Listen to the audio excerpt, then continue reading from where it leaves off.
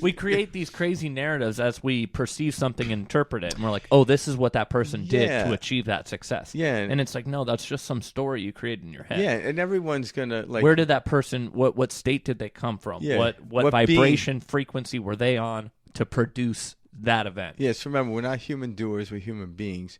But in the state of being, you will do. Yeah. So it's not about just sitting around. But yeah. So what do you say? We play the first clip? Let's jump into the first one. All right, let's go for it. This one's good.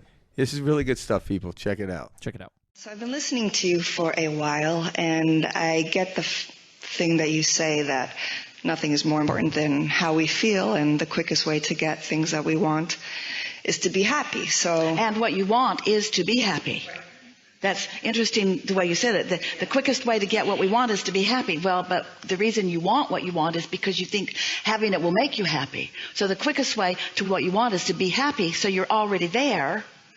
So then it can come more quickly. But humans worry about that. If I'm already happy, even though it hasn't come, somebody's going to hold it out. Like my mother did. If I was good, then she didn't give it to me. I really needed to be needy. I need to be needy before my mother would give stuff to me. And the universe is not your mother. Your mother was screwed up. That was good. I love it. I love that because she uses the example of conditioning as a joke. You know, your mother. This is how we were taught. Yeah, it all goes back to the stories we repeat in our head. And that's what I love about it. She lightens everything up. Oh yeah, we take things so seriously, and Abraham, without being rude to people, she lightens up the stuff. So yeah, and it's not even the mother's fault, but that's the mother. We're doing the best. I remember Karen said this the other day. They're doing the best with what they have, and it's like, there you go.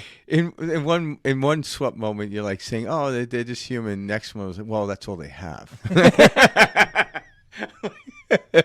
Again, it's all part and parcel to it.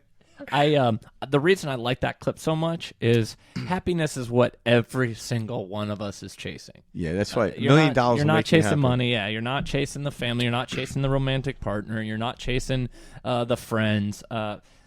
You're chasing happiness. Yeah, and it's interesting. And we all are. Yeah, Abraham talks about this a lot. She's like, she's not trying to talk you out of the manifestation. Matter of fact, this is how you get to the manifestation. Because if you remain happy, not having money is impossible. In other words, abundance is going to come your way. The friends will come your way. The lover, whatever you're looking for, will come your way. But you must get into the state first. So a lot of times it seems like, oh, just be happy and don't worry about the stuff. No, she's saying get in a state of happiness. You don't need to worry about the stuff because it shows up. It naturally is drawn to you. It naturally drawn to you, yeah. We didn't bring this up, but law of attraction is a major part of... We should have brought that up, too, in the beginning. Well, yeah, law of attraction is definitely a coined phrase from Abraham. Obviously... it's just it's a universal law, is what it is. Yeah, it is. Well, it's in one of the, like you attract what you are. Yeah, exactly. What you put out is what you get back, and that's the law of attraction. See, what I like about her take on all this, and starting from there is she brings it back to the way we were raised with the mother, and she brings that up because the reason we have trouble not just being happy is we tell ourselves we don't deserve to act that way without the outside world either giving us it or us out currently having it. It's like this little chase where it's like, hey, I can't actually show this immense spark or emotion until I'm in possession of said item or said romantic partner or said, activity, whatever. Yeah. And that's where the real hang-up is we have been taught that if you don't have it, you have to play that role of not having it. Yeah. And think about all the stuff that we want today, right? Like, I want to get this to be happy. I'm like, but, it's like almost saying you go back like 300 years with people not happy then? Because the things you want didn't even come into the mind of existence. iPads. Yeah, iPhone. Ferrari. Yeah, Ferrari. Yeah, nothing did. Mansion. Yeah. Well, they had I castles. guess they had castles. No, not good plumbing, though. It was horrible. There you go, plumbing. Plumbing. But all of these things, and I like that you bring that up because Sadhguru actually talks about that all the time. He's like, we live like kings now. You know, Compared we to, could walk out. There's a meal. Like, we don't have to worry about food, shelter, air conditioning, water, clean running water. All these different things we take so much for granted. And I think he mentions this, and again, I believe this is why there's a lot of